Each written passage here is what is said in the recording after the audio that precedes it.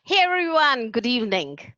So today we're going to be speaking with Ipek Williamson. Now, Ipek is a life coach, she's a blogger, she's a certified Ho'oponopono practitioner. And what I really love about what she says truly is that she's a good listener.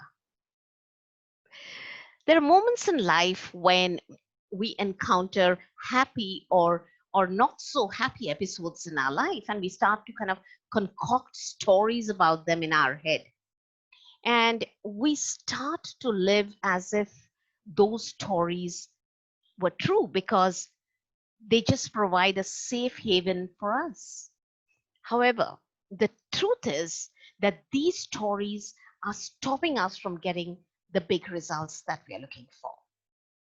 So let's move on to the expert herself. Let's ask her a few questions.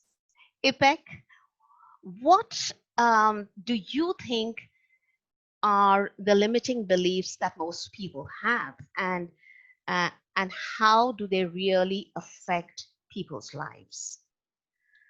Uh, when I say no matter what I do, no matter how hard I try, things don't go the way I want them to, or the decisions I make turn out to be often wrong, or I'm not brave enough to try new or risky things.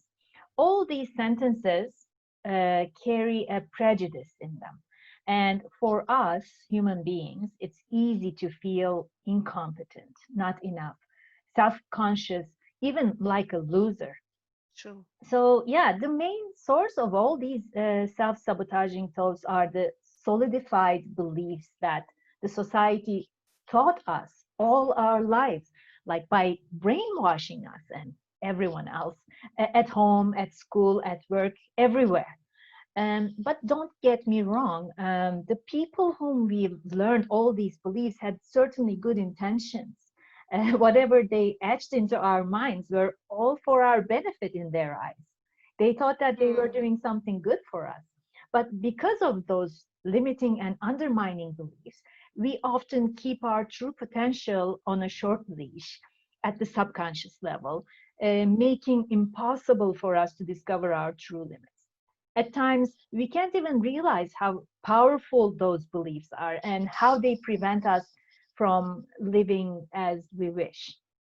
Yeah, I have really seen that working in people's life, and how self-limiting beliefs, how the beliefs that limit them, how they really hamper progress of in people's lives. So do you see, Ipek, a kind of connection between the limiting beliefs and making life choices? Our life choices could be directly affected by the limiting beliefs we might have, because our subconscious mind is often like a minefield full of mostly obsolete programs and beliefs that have nothing to do with who we are or who we want to become. These powerful yet restrictive programs affect almost every aspect of our lives, including our relationships, self confidence, financial spending, career choices, and even mental and physical health. And actually, every sentence we utter that starts with I can't, I don't, I must carries some kind of limiting belief in itself. So we need Yeah, to be careful. yeah, yeah, Yeah, that's that's true. that's what I think in a nutshell. But I also want to ask you, Daman, in your line of work as a relationship coach, um, can you share some self-limiting beliefs you witnessed during your sessions? Would be interesting to know. Oh, yes, absolutely, Ipek. I mean, surprisingly, many of the limiting beliefs, that people have, they're spotted very early on in the coaching sessions that I have. And sometimes they're quite obvious, but sometimes they're kind of camouflaged. And so you got to do a bit of deep digging to unearth them. Yeah. Sometimes it even takes kind of 3, 4, 5 sessions to really uncover some of these beliefs. because see the fear, and some of them, and some of the most common ones that I notice is like the fear of not asking, Mhm. you know, what they really want in a relationship. Sometimes actually even fearing admitting it to themselves. Or there was one client that told me that she believed that it's just not possible to have a successful career and be in a good relationship at the same time.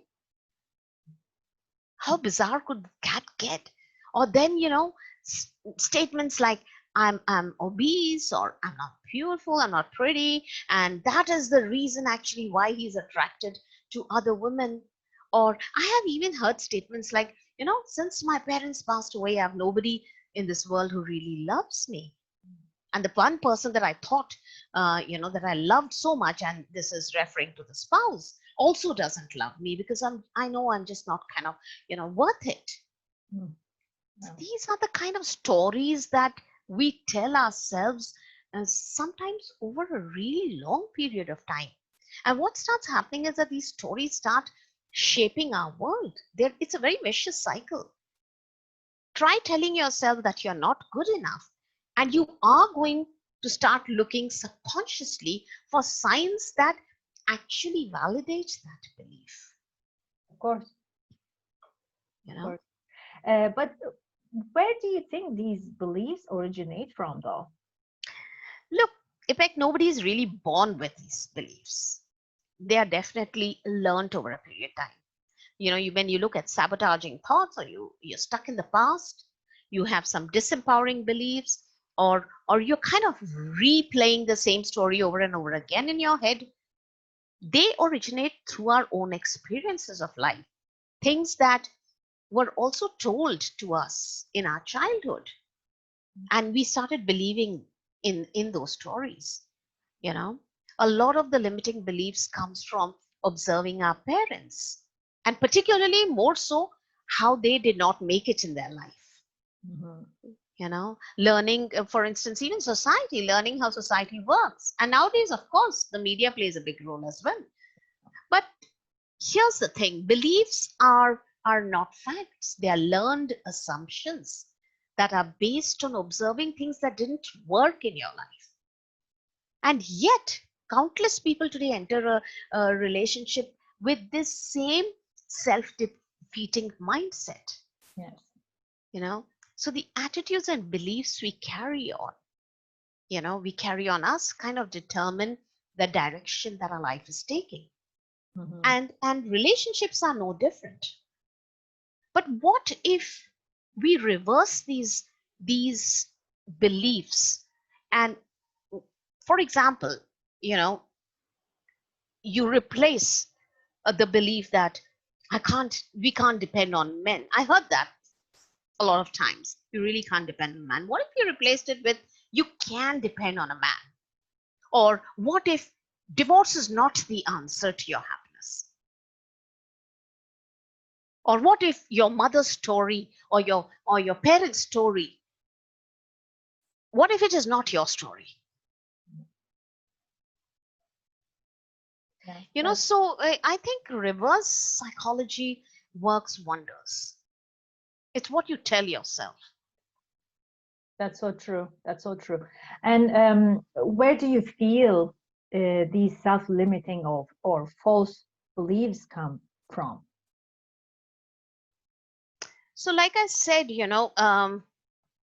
a lot of the limiting beliefs on love and romantic relationships, in particular, if you're talking about that, Mhm. stem from watching parents, when, the parents' marriage. Yeah. Yeah. And I think, particularly in relationships, that's one area I would say that, they seem to come from. Yeah. Yeah. So let me ask you, Ipek. I mean, in your line of work, you do a lot of, you do a lot of work around limited beliefs. So, what could be done to remove limiting beliefs as Mhm. much as possible? Yeah, I would say by becoming aware of our potential. We know our true beliefs start and end in us.